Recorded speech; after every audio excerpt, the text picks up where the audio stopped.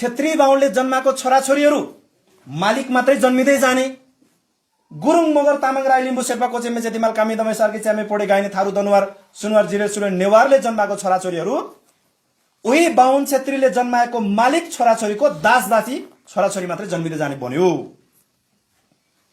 अब हाम्रो आउने सन्ततिलाई दासदासी बनाउने कि मालिक बनाउने भनेर डिसिजन गर्ने अधिकार तपाईँ हाम्रो हातमा छ। तपाईलाई पैसाले किन्न आयो भने पैसा पनि लेखिदिनुस्, फरक पर्दैन।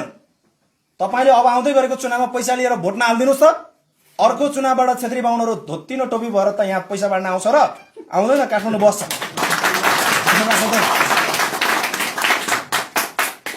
पैसा बाँड्न त कहिलेसम्म आउँछ भन्दा अघि नै यो किताबमा भन्यो नि त, त्यहाँको मान्छेहरू किनिन्छ बेचिन्छ, अनि हाम्रो मान्छे बेचेपछि किन्न त आइहाल्छ नि।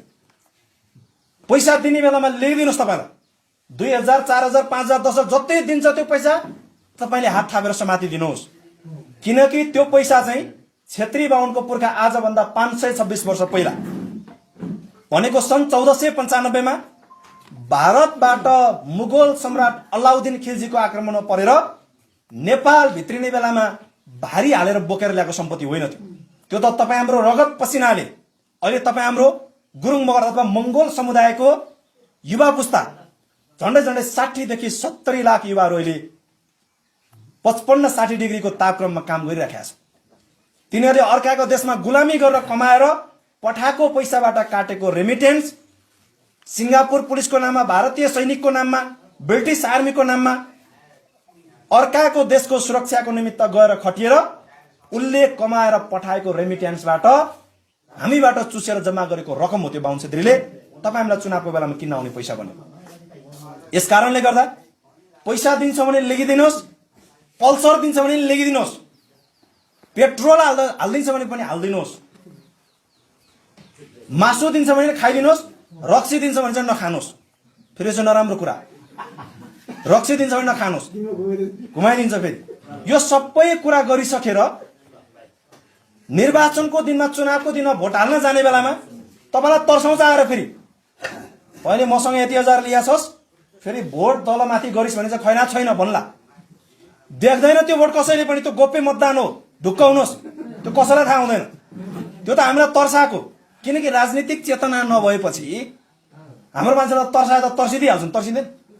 ओ बढी बोल्छस् भन्ने बित्तिकै तर्सिन्छ भने अनि पैसा लिएकै उसँगबाट अनि पैसा लिएपछि दायाँ बायाँ गरिस् भने खैना छैन नि फेरि भन्ने बित्तिकै तर्सिहाल्छ। नतर्सिनुहोस्, यो हुँदैन केही पनि। चुनावको बेलामा हाल्ने भोट भनेको गोप्य मतदान हो। पैसा पनि हाल्नुहोस्, पेट्रोल पनि हाल्नुहोस्, मोटरसाइकल चलाइदिनुहोस्, तर चुनावको बेलामा भोट चाहिँ कहाँ हाल्नुहोस् भन्दा तपाईँ हाम्रो आफ्नै बारी एकदमै गम्भीर भएर सोच्नुहोस् है। चुनावको बेलामा भोट हाल्ने बेला तपाईँले कमसे कम पनि अबको निर्वाचनमा चुनावमा भोट हाल्ने बेलामा एकचोटि तपाईँ छातीमा हात टक्क राख्नु र सोच्नुहोस्, यो भोट मैले मेरो आफ्नो छोराछोरीको लागि हाल्दैछु कि शत्रुको छोराछोरीको लागि हाल्दैछु। कल्पना गरेर अन्त भोटमा चुनावमा भोट हाल्नुहोस्, त्यो भोट चाहिँ यो कुखुराको भालेमा हाल्नुहोस्, तपाईँले खाएको पैसाको पनि केही पनि हुँदैन, प्रमाण हुँदैन। तपाईँसँग नाम त्यो नाम लेखेर तमसुक बनाएर त भोट हाल्न आउने त पक्कै होइन होला, त्यो त गर्न सक्दैन, हिम्मत छैन। त्यो गर्नुभयो भने अनि अब बाहुन क्षेत्री त ढुक्क त हुन्छ नि त, मैले यति यति पैसा बाँडेको छु, कन्फर्म जित्छु भन्छ, अनि जित्छु भन्दा के हुन्छ, बाँडे पैसा पनि सिद्धियो, भोटले जितेर मङ्गोल गयो, सेन्टिफ्लाइट भएन नि त्यहाँबाट गएपछि।